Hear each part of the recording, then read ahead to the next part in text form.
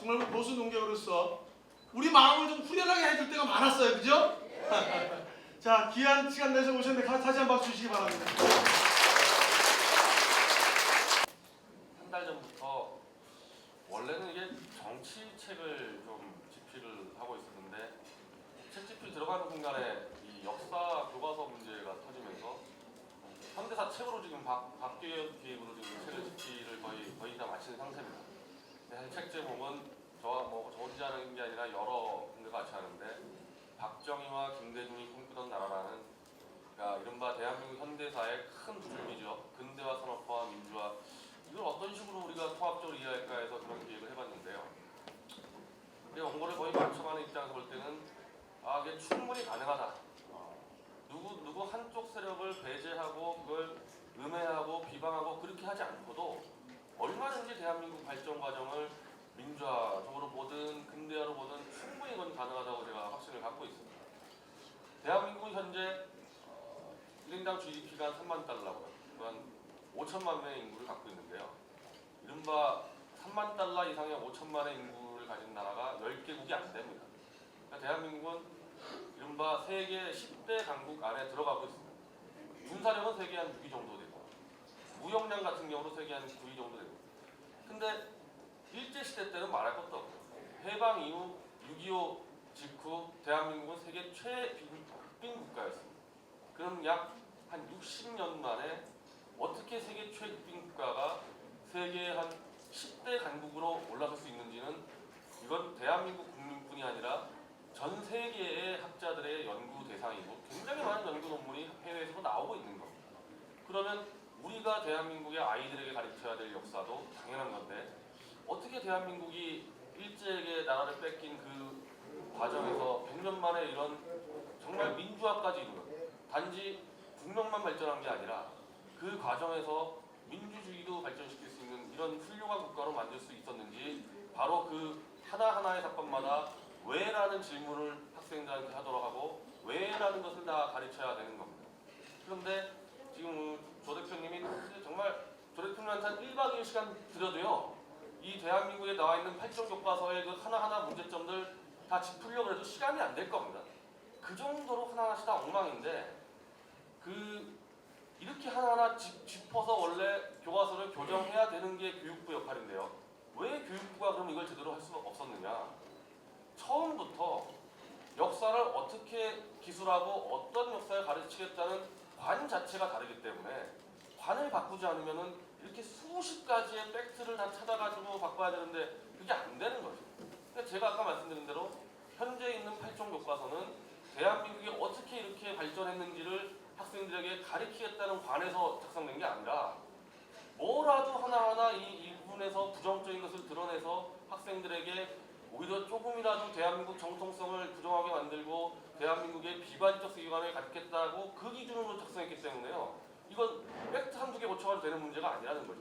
그러면 정부가 당신들 교과서 만든 사람들에게 생각을 바꿔라, 안 바꾸겠죠. 그래서 지금 나온 게 국정교과서가 되는 겁니다. 그러면 제가 어느 한 교과서를 볼 때 깜짝 놀랐는데요. 이렇게 학생들에게 질문을 합니다. 당신이 일제시대에 태어났을 때 뭐가 되겠습니까? 1번 항일운동가, 2번 호시민, 3번 친일파. 이런 식으로 애들에게 가르치는 거예요. 완전히 특정 이 개념으로 탁탁탁 자기들 마음대로 재단을 하고 이게 툭 던지는 겁니다. 그럼 학생들은 역사로부터 흐름과 맥락을 배우는 게 아니라 재단을 하게 되는 거죠. 그게 바로 지금 이 이른바 친일인명사전 같은 것들을 학교에다 보급하겠다는 그 의도입니다.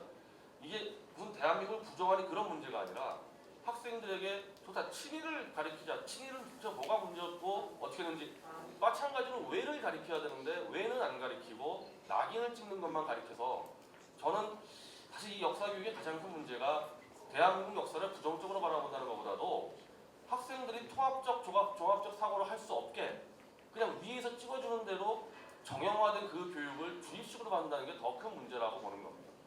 대한민국에서 이완용이 맹문호라는 거는 다 알 겁니다.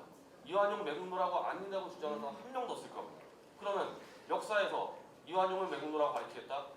왜 매국을 했는지를 가르쳐야지만, 지금도 제가 볼 때는 이 정치권의 맹문호들 수두룩하거든요. 자기가 매국한다고 생각을 안 해요. 좀 머리가 모자라서 아니면 조금 자기 사심을 내세우다가 매국을 하게 되는 거거든요. 이완용이 왜 매국을 했는지를 가르쳐야지 다시는 그런 매국노가 못 나오게 될 텐데 이런 걸 안 가르친다는 거죠. 왜 매국을 했는지를 가르치려고 그러면 그건 이완용을 위한 변명일 뿐이다 이렇게 나오니까 학생들은 아무것도 모르고 매국노라는 그냥 주입식 교육만 받고 있는 거다. 간단하게 설명드리면은 이완용 정말 독립운동 열심히 했습니다. 그때는 청나라로부터의 독립운동 열심히 했고 대한민국 최초의 미국 주재 외교관이고요. 미국의 힘으로 청나라와 일제로부터 독립을 하려고 굉장히 많은 노력했던 사람입니다. 근데 왜 갑자기 이렇게 됐냐? 가스라테프트 조약이라는 1905년도에 미일 야합이 벌어지면서 미국의 힘으로 일제로부터 독립해야 되는데 미일 동맹이 벌어져 버리니까 포기를 한 거죠. 야 이제 끝났다. 미국과 일본을 손잡았는데 우리가 어떻게 하냐? 이완용뿐 아니라 그 당시 조선에 있는 그 대부분의 지식인들 다 그렇게 자포자기했습니다. 자 이걸 알려줘야지 그럼 대한민국이 어떻게 일제로부터 벗어났는지를 가르칠 수가 있는 건데 거기에 대해서 가장 반대를 했던 사람이 바로 이승만 대통령입니다. 이승만 대통령은 그 일제시대 때 이미 미일 동맹이 벌어졌을 때 반드시 미국과 일본은 전쟁을 하게 돼 있고 그로 인해서 대한민국은 독립할 수 있다는 확신을 갖고 해외에서 이 독립운동을 한 겁니다. 이완용은 나라를 왜 팔아먹었는지를 알아야지 이승만 대통령이 정말 그 당시 지식인으로서 그 큰 해안을 갖고 대한민국을 건국했다는 걸 가르칠 수가 있는 거거든요. 자, 아까도 뭐 건국 얘기들 그거 하는데 이걸 지금 건국이냐 뭐 1948년도에 대한민국 이 부분을 건국으로 표현할 거냐 합법적 그거 아무튼 뭐 정부 수립을 할 거냐 사실 용어 문제인데 그 용어 가지고 사실은 정치적인 그 의도들이 들어가 있으니까 문제가 되는 거거든요. 대한민국을 건국한 게 아니다라고 주장을 하는 그 내막에는 북한의 정통성이 있다는 것을 말하고 싶어 한단 말입니다. 그런 이 정치적인 맥락들이 훨씬 더 지금 위험해 보이는 건데 자 그렇게 얘기합니다. 이승만 지금 여기도 우리 애국단체들이 만든 이 교과서 문제점이 있는데요. 이승만 대통령의 독립운동에 대해서 거의 기술되어 있지가 않습니다. 사실 독립운동에서 가장 중요한 그 역할을 했던 그분에 대한 독립운동 기술 안 하고요. 오히려 김일성의 그 아무것도 아닌 포천보 전투를 역사에서 가르치고 있습니다. 그리고 당연히 이승만 대통령의 그 건국운동도 당연히 안 가르칩니다. 그 1948년도에 어떠한 노력을 통해서 건국했는지 아예 안 가르칩니다. 그냥 김구 선생이 남북 분단을 막고 통합 대한민국을 만들려고 그랬는데 이승만이 주도해서 나라를 분단시켰다. 이렇게 가르치고 있다는 거죠. 이렇게. 그 시절을 다 맥락적으로 알려줘야 되는 거거든요. 그럼 그때 남한만이라도 건국 안 했으면 나라가 어떻게 됐겠냐는 거죠. 그런 거 안 가르친다는 거죠. 근데 이런 부분들이 교육부가 하나하나 감시해서 이거 팩트를 잡아내서 될 수 있는 문제가 아닙니다. 처음부터 역사관, 아이들에게 어떤 역사를 가르칠까, 어떻게 대한민국이 발전했는지를 왜를 계속 물어보도록 가르치는 그런 관을 잡아야 되는 거예요. 뒤에도 그런 것들이 한두 개가 아니에요, 한두 개. 박정희 대통령에 대한 그 산업화 전략 이런 거 거의 안 가르칩니다, 거의 안 가르칩니다. 그냥 뭐 경제는 발전시켰지만 뭐 인권을 유린하고 뭐 결국 독재 정치라고 이런 식으로 가르치는데 이게 다 연결된 문제들이거든요. 이게 다 연결돼 있어요. 산업화와 이른바 지금도 마찬가지인데요. 박정희 대통령에 대해서 산업화는 인정하지만 유신에 대해서 그거 잘했다고 얘기하는 사람 아무도 없어요. 공개적으로 유신 그거 정말 정당했다 아무도 얘기 안 합니다. 그런 평가는 당연히 해야 되지만 그럼 도대체 박정희 대통령 그 당시 유신을 왜 했냐? 그것까지도 가르쳐야 된다니까요. 잘못된 거지만 왜 했냐는 가르쳐야 되는 거 아닙니까? 이 부분에서 기본적으로 유신 같은 경우는 총체적으로 얘기하면은 박 대통령은 이른바 군에서부터 훈련이 돼 있어서 국가의 기능을 어떻게 효율적으로 운영할까에 집중한 겁니다. 그러니까 집권을 하면 할수록 이분은 어떻게 국력을 총동원해서 빠르게 압축기 성장시킬 수 있는 건가 아주 효율성에만 사실은 이 눈을 본 거고 그 효율성이 제대로 발휘된 게 70년대까지 그 당시 경제 성장이 막 10% 13% 이렇게 성장했거든요. 그때 이제 빛을 발한 거죠. 근데 그러다가 대통령 입장에서 더 효율성으로 가서 중화학법도 발전시키고 미군이 자꾸 철수한다 그러니까 자주국방도 해야 되겠고 이건 시간이 없다 큰일 났다 빨리 해야 되겠다 그래서 국가의 효율성을 최극단화시킨 게 유신이거든요. 이런 맥락 정도는 가리키면서 그렇지만 그 유신론에서 정말 많은 사람들이 피해받았고 그리고 박 대통령도 개인적으로 불행하게 된 부분 아닙니까? 다 맥락들로 가리켜야 되는 겁니다. 김대중 대통령에 대해서도 한 가지 말씀드리겠습니다. 김대중 대통령이 사실은 박 대통령과 굉장히 유사한 삶을 살았어요. 유신 전까지만. 박정희 대통령에 대한 친일 문제, 자 만주 군관학교에 들어갔다. 그리고 그걸 가지고 바로 일제에 충성한 친일파다 규정한단 말이죠. 그런데 아까 이완용 같은 경우는 조선시대 사람으로서 나라를 빼앗긴 거를 눈에 보고 움직인 사람들입니다. 저는 이 사람들에서는 친일로 아주 강한 잣대로 비판을 할 수 있다고 봐요. 그런데 박정희 대통령 1917년도생이고요. 김대중 대통령 1924년생입니다. 이미 태어날 때 한일합방으로 일제가 가르치는 교육 시스템에서 그냥 배운 거예요. 그리고 이분들은 집안이 둘 다 가난한 소장농이어서 누가 좀 지식을 갖고 해외에 나가서 이런 문물을 가져온 사람들한테 배울 기회도 없죠. 그냥 시골에서 똑똑한 그 청년이어가지고 박정희 대통령은 어렸을 때부터 전쟁놀이를 하면서 군인이 돼야 되겠다. 끝까지 군인의 꿈을 가려고 자기의 길을 찾아간 거고, 김대중 대통령 어렸을 때 꿈 뭔지 아십니까? 왕이에요, 왕. 초등학교 때 꿈이 왕인데, 자 박정희 대통령 군인 됐다. 어느 나라 지킬 겁니까? 나라를 뺏겼는데. 만주 군관학교 갔을 때도 굉장히 그거 가지고 고민들을 하는 겁니다. 박 대통령 한 명이 아니라 그 당시 애들도 지금하고 똑같이 군인 되고 싶은 애들이 많았거든요. 군인 되는 길은 만주 군관학교나 이런 데 가는 거예요, 그냥. 근데 가서 상당히 갈등들을 하죠. 대한민국 청년들이 군인 되고 싶어서 왔는데 지금 내가 어느 나라 지키고 있는가? 자, 김대중 대통령은 왕이 되고 싶어 하는데 어느 나라 왕이 됩니까? 일제한테 나라를 뺏겼는데 일본의 천황이 된다는 얘기입니까? 아니면 조선의 왕이 된다는 얘기입니까? 그래서 사실 김대중 대통령도 정치를 하기 위해서 만주 건국대학교를 준비를 해요. 정치인이 되고 싶었어요, 자기도. 그래서 일본 정치를 막 공부를 합니다. 그래서 만주 군관학교에 가서 정치해봐야지. 그러다가 태평양 전쟁 때문에 안 갔는데 그 시대에 최소한 나라를 빼앗긴 이후에 태어난 대한민국 그 당시 청년들이죠. 청년들이 뭐라도 해야 될 거 아니에요.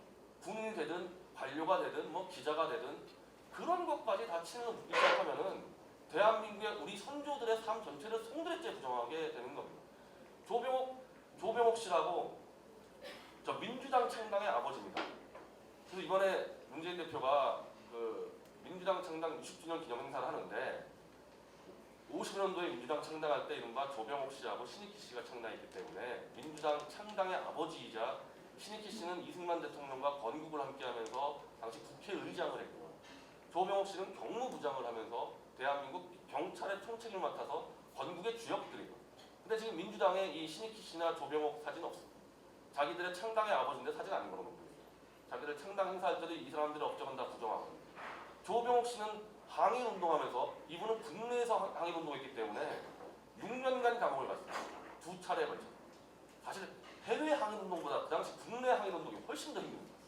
이건 계속 잡혀가는 거거든요.